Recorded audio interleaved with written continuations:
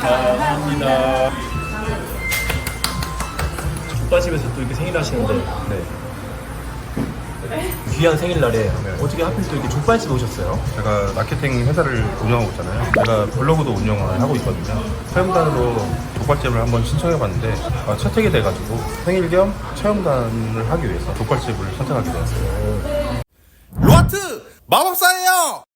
마케팅 회사를 하시다 보면은 업체들에게 체험단을 제공해주시는 서비스를 하고 계시잖아요. 네. 이렇게 직접 한 번씩 체험단을 또 이렇게 이용하시기도 하시나요? 네, 왜냐면 저 같은 경우는 마케팅뿐만 아니라 이제 행정사업도 하고 있잖아요. 그래서 행정사로서 이제 전문가가 되려면은 자기도 직접 자기가 해봐야 돼, 업무를. 그런 것처럼 체험단만 제공해주는 게 아니고 체험단에 대해서 이 체험단이 어떤 생각을 갖고 있는지 그리고 이 업주들이 어떤 서비스를 제공해주는지 이거를 알아야지 체험단을 더 좋은 서비스로 제공해주기 때문에 제가 오늘 체험하러 오게 되었습니다. 오늘은 선정되신 게 뭐 어떤 거예요? 족발 하는 게 아니고요. 이거 여기 서비스 하는 게. 그럼 오늘 체험단은 얼마나치 드실 수 있는 거예요? 이게 32,000원.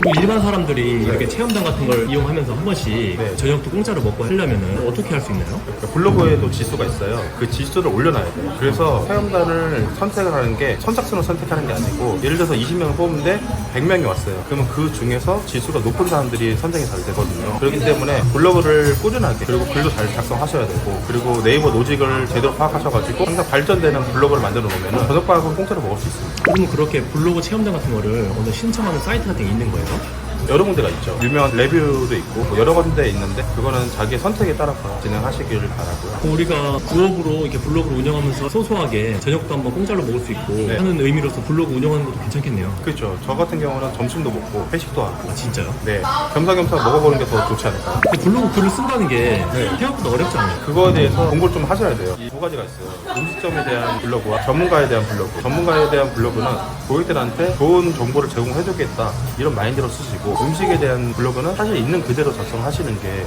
블로그 지수를 올리는데 큰 효과를 낼 수 있다고 생각하고 있습니다.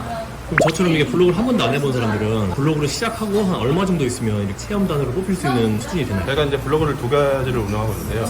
일반 블로그 같은 경우는 한 일주일에 3-4번 작성했을 때 6개월 정도 걸렸고요. 전문직 같은 경우는 한 1년 정도 걸린 것 같습니다. 저는 이제 그 로직을 알고 있었기 때문에 6개월 된 거고 로직을 저는 모른다 하면 1년 정도 걸릴 것처럼 예상됩니다. 체험단을 이용할 수 있는 업종들이 어떤 것들이 있어요? 대부분 이제 음식점인데요. 음식점 외적으로 제가 전에 받았던 게 피부 마사지, 헤어샵, 네일 아트, 그리고 의원까지 있어요. 의원. 얘가 피부과, 그리고 성형외과. 제가 봤을 때는 그냥 살아가면서 있을 거 다 있어요. 이거 제가 체험단을 많이 하러 갔을 때 한 달에 최소한 150에서 200 정도의 가치가 있다고 보고 있어요. 어떤 사람들이 이거 하면 좋을까요? 저는 직장 다닐 때 많이 했는데 또 시간 날 때 블로그 같은 거 좀 하시고 학생들 아니면 주부들 이런 분들이 많이 하시길 좀 권유드리고요. 저는 사업하시는 분들도 그냥 자기의 블로그를 만드시면서 이렇게 체험단으로 한번 해보시는 것도 권유를 드리고 있습니다.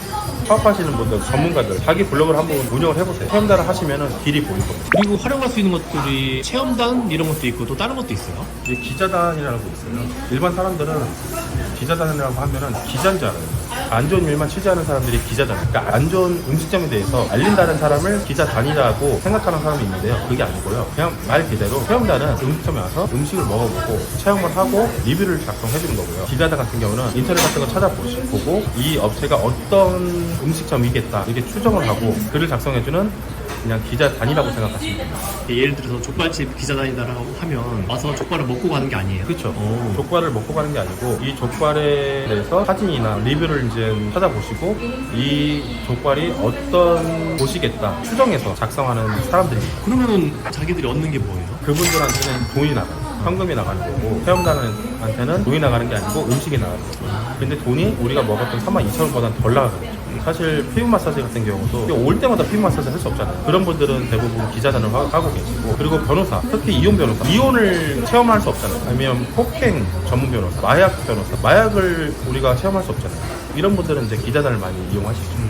요즘 시대에 조금만 머리 쓰면 굶어 죽기가 더 힘들어요. 정말 이 블로그 하나만 잘 이용하셔도 먹고 사는데 크게 문제 없어요. 그렇기 때문에 앞으로 블로그에 대해서 한번 공부를 해보시고 지수, 본인의 지수가 몇인지 다른 사람 지수가 몇인지 다른 체험단이 했던 체험단이 지수가 몇인지에 대해서 공부를 해보시면은 큰 도움이 되실 거고 이런 생활비 같은 거를 한 150만 원 정도 세이브 할 수 있으니까요.